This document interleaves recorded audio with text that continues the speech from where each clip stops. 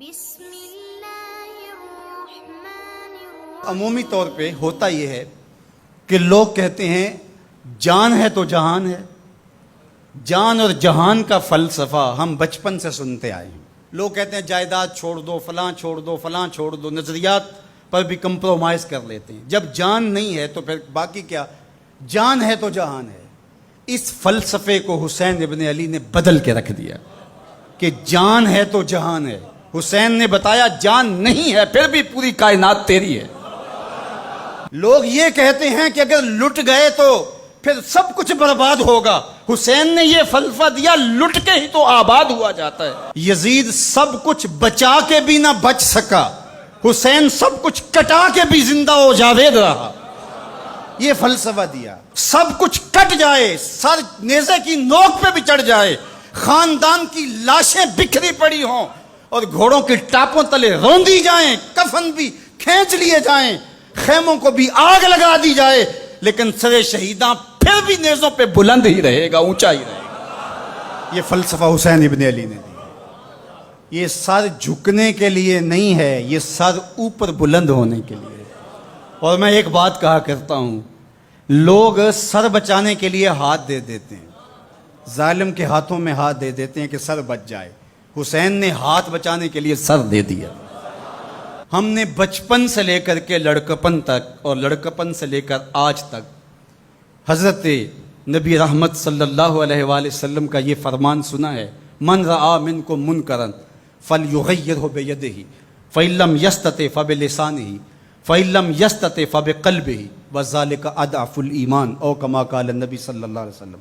تم میں سے اگر کوئی برائی کو دیکھے تو وہ ہاتھ سے روکے، ہاتھ سے نہیں روک سکتا تو زبان سے روکے، اور زبان سے بھی نہیں روک سکتا تو کم از کم دل سے برا جانے۔ اور یہ سب سے کمزور ترین ایمان کا مرتبہ تھا۔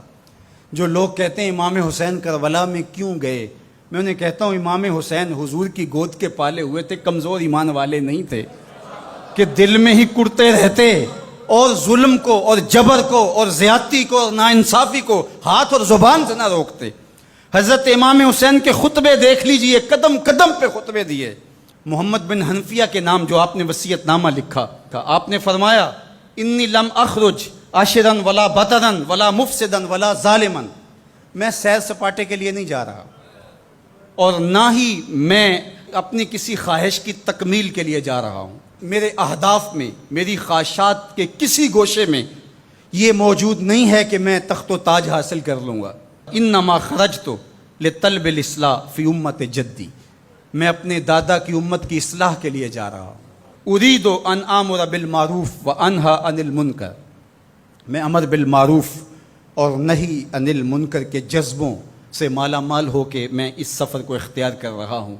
جب شریعت کا مذاق اڑایا جا رہا ہے، شریعت کی شکل بدلی جا رہی ہے، خلافت کا رشتہ قرآن سے ٹوٹ گیا ہے اور ایک نئی صورت دین کو دی جا رہی ہے، اور جو اس سانچے میں ڈھل کے دین نکلے گا وہ محمد عربی کا دین نہیں ہوگا، جو طائف کے بازاروں سے لے کے مکے کی گلیوں تک، احد سے لے کر غزوہ حنین تک حضور نے خود اور اپنے اصحاب کو تکلیف میں ڈال کے جو دین دیا، جو امت تشکیل دی، یزید اس سارے نظم کو بدل رہا ہے، تو کیا نبی کا نواسا جس کو حضور نے گود میں پالا ہو وہ خاموش ہو کے بیٹھ جائے؟ کہا حسین ایسا نہیں ہونے دے گا، اور اس کی جو بھی قیمت ادا کرنا پڑی حسین وہ قیمت ادا کرے گا۔ اور پھر اس کی قیمت چھوٹی نہیں تھی جو ادا کرنا پڑی۔ اگر حضرت امام حسین رضی اللہ تعالیٰ عنہ اس وقت کربلا کے تپتے ہوئے ریگزار میں، اس میدان حق و باطل میں اپنی قربانی پیش کر کے جبر کا راستہ نہ روکتے تو یہ بات اچھی طرح سے ذہن نشین کر لیجئے، اسلام کی یہ شکل جو آپ کو دکھائی دے رہی ہے یہ موجود ہی نہ ہوتی۔ دنیا کے اوپر کتنی تہذیبیں، کتنی ملتیں اور کتنی اقوام، جب ان کے اندر تغیر آیا تو وہ اپنی اصل صورتی چیزیں کھو بیٹھی۔ دنیا کے اوپر کتنے مذاہب، یہودیت کی شکل دیکھ لیجئے، کیا یہ وہی صورت ہے جو حضرت موسیٰ لے کر آئے؟ عیسائیت کی شکل دیکھ لیجئے، کیا یہ وہی صورت ہے جو حضرت عیسیٰ لے کر کے آئے؟